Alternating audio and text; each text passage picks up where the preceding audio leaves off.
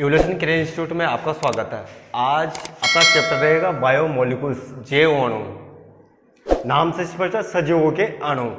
सीधी सी भाषा में कहूँ, सजीवों के अणु। तो अपना चैप्टर रहेगा विटामिन। ये वाला चैप्टर आपने बायो के लिए नहीं, केमिस्ट्री के लिए भी, और दोनों के लिए एक तरह का सेतु का काम करेगा, जिसे कहा जाता है ब्रिज, सेतु का काम करेगा। तो अपने विटामिन का आपने संतुलित आहार वगैरह वगैरह सब में सुना होगा नाम कि विटामिन होता क्या है। तो अपनी सबसे पहले यार डेफिनेशन फंक ने दी थी, इसे यहीं से स्टार्ट करते हैं। वाइटल एमाइंस, इस परिभाषा में सब कुछ छिपा हुआ है। अगर उसको मैं हिंदी में कन्वर्ट कर दूं तो इसका मतलब कुछ ना रहेगा। वाइटल एमाइंस, एमाइंस मतलब है NH2 group, amino,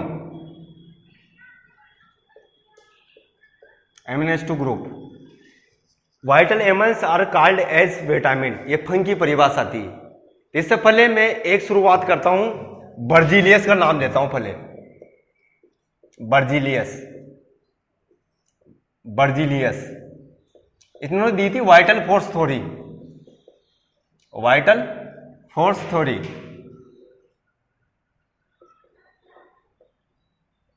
vital force theory, इसे हिंदी में कहा जाता है जैव शक्ति सिद्धांत। जैव शक्ति सिद्धांत, इनका मतलब ये था सीधा सा जो सजीवों के अंदर विटामिन्स, प्रोटीन, वसा, इनका सबका निर्माण होता है, ये केवल सजीवों के अंदर ही हो सकता है। इनके बाहर इनका निर्माण करना असंभव है। इनका सिद्धांत था ये वाइटल फोर्स थ्योरी के अंतर्गत।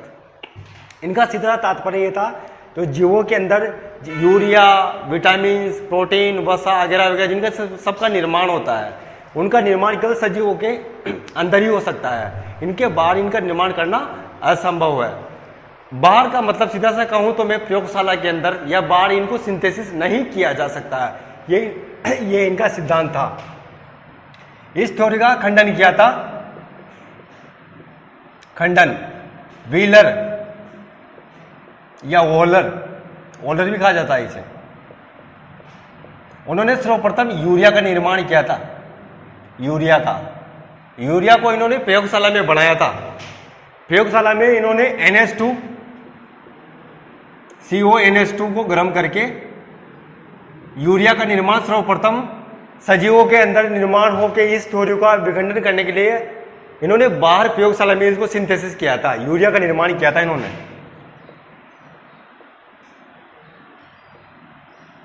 ये यूरिया होता है। तो इस थ्योरी के माध्यम से यही समझेंगे अपन। तो इसको अभी तो मिटा लेते हैं प्रेजेंट टाइम के लिए। तो इन्होंने बर्जीलियस से सबसे पहले वाइटल फोर्स थ्योरी थी, जैव शक्ति सिद्धांत। इसका खंडन किसने किया था? व्हीलर ने, या वॉलर जिसे कहा जाता है। इन्होंने यूरिया का सर्वप्रथम निर्माण बाहरी प्रयोगशाला में करके बाहर किया था।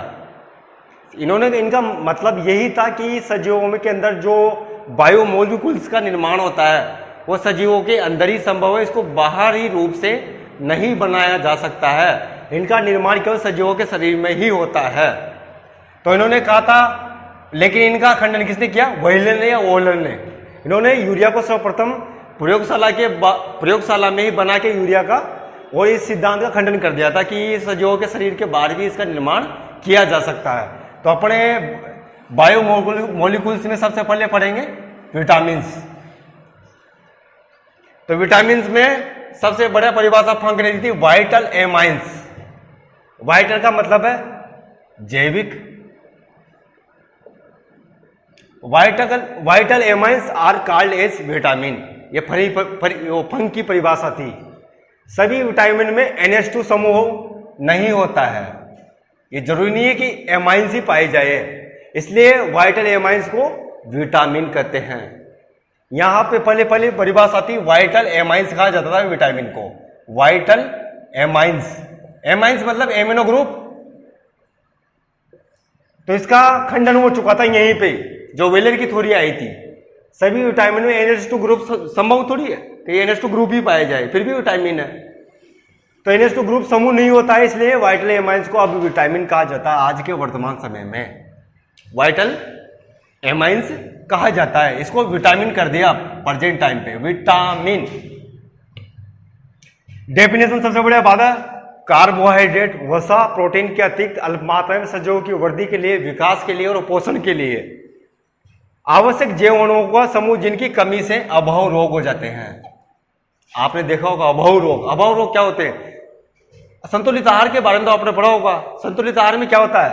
वसा, प्रोटीन, कार्बोहाइड्रेट, लिपिड वगैरह वगैरह, खनिज लवण में माइनस जिसे कहा जाता है। इनके अलावा भी विटामिन की कमी से भी अभाव रोग हो जाते हैं, जिनकी कमी से अभाव रोग हो जाते हैं। अब ये अभाव रोग हो जाएंगे तो किसकी कमी से दूर होंगे? वापिस उसी विटामिन की आपूर्ति शरीर में होना आवश्यक है, तभी उसी विटामिन की कमी से, जिस कमी से रोग हुआ है उसी विटामिन की आपूर्ति आवश्यक है, उसी विटामिन की आपूर्ति होगी तभी वही रोग, अभाव रोग दूर हो पाएंगे। इसे कहा जाता है विटामिनोसिस। विटामिनों की कमी से होने वाला रोग विटामिनोसिस कहलाता है या अभाव रोग कहलाते हैं। जिनकी अभाव रोकथाम एवं उपचार के लिए विटामिन की आपूर्ति द्वारा ही संभव है, जिनकी कमी से ये रोग होता है। अब जिसकी कमी से ये रोग हुआ है उसी विटामिन की आपूर्ति की जाए तो तभी वो रोग दूर हो पाएगा। ये इसकी सबसे बड़ा डेफिनेशन है। तो अब इसको जल में घुलनशील और वसा में घुलनशील के आधार पर इनको 3 प्रकार में बांटा गया है। घुलनशीलता के आधार पर, किसके आधार पर? घुलनशीलता के आधार पर। घुलनशीलता के आधार पर, घुलनशीलता का मतलब है घोलना। जो जल में घुल जाए ऐसे विटामिन, जो वसा में घुल जाए, वसा का मतलब है लिपिड, तेल, घी वगैरह वगैरह सब वसा होती है सारी, जिसमें घुल जाए वसा में घुलनशील विटामिन ये होते हैं A, D, E, K। जो जल में घुलते हैं घुलनशीलता के आधार पर होते हैं vitamin B complex. B complex का नाम का उपयोग किया है, ये समूह होता है। इसमें बहुत सारे प्रकार के विटामिन आते हैं। एक होता है विटामिन सी, एक होता है विटामिन सी। ये दोनों विटामिन होते हैं जल में घुलनशील होते हैं। तो इनकी सबसे बड़ा डेफिनेशन यही है, इनका शरीर में संचय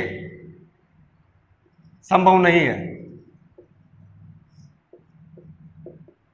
संचय संभव नहीं है, इनका शरीर में संचय नहीं हो पाता है विटामिन बी कॉम्प्लेक्स, विटामिन सी।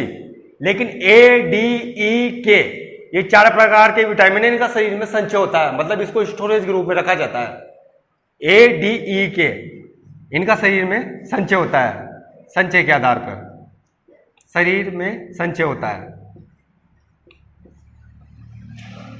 ना तो जल में घुलनशील होते हैं ना ही वसा में घुलनशील होते हैं। इस प्रकार के विटामिन कहलाता है बायोटीन। और इसकी कमी से अभाव रोग कौन सा होता है? लकवा, पैरालिसिस जिसे कहा जाता है मेडिकल की भाषा में, लकवा और गंजापन। ना तो जल में घुलनशील होगा ना वसा में घुलनशील होगा, लकवा और गंजापन।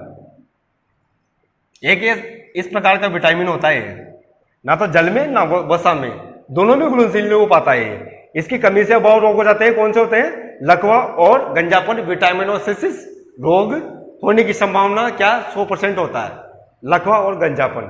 संचय नहीं हो पाता है।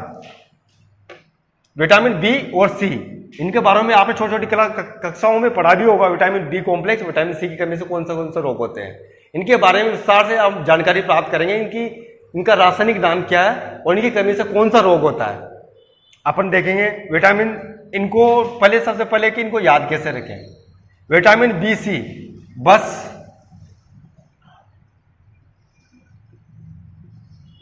मतलब बी और सी, विटामिन बी और सी, बस 2 विटामिन रोज खाओ। विटामिन रोज खाओ, दैनिक आपूर्ति के लिए आवश्यक है। विटामिन रोज खाओ। दैनिक आपूर्ति में आवश्यक।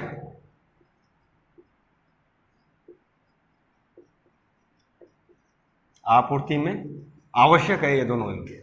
एक तरह की ट्रिक है, याद रखो तो आवश्यक। बी और सी दैनिक आपूर्ति मतलब डेली इसको उपयोग कर सकते हैं। अगर इसकी कमी से बचना है तो विटामिन बी और विटामिन सी। अब कौन कौन से रोग होते हैं इसकी चर्चा अपन आगे करेंगे। और ए, डी, ई, के इनका वसा में घुलनशील या वसा में घुलनशील विटामिन नहीं होते हैं। सॉरी वसा में घुलनशील विटामिन होते हैं, जबकि बी व सी, विटामिन बी कॉम्प्लेक्स और सी ये केवल जल में घुलनशील विटामिन होते हैं, जबकि ना जल में ना वसा में विटामिन केवल एच होता है, जिसे B7 भी कहा जाता है, बायोटीन। इसकी कमी से विटामिनोसिस रोग होता है, लकवा और गंजापन। अब विभिन्न प्रकार के जो विटामिन होते हैं उनके बारे में चर्चा करेंगे अपन, कौन कौन से होते हैं।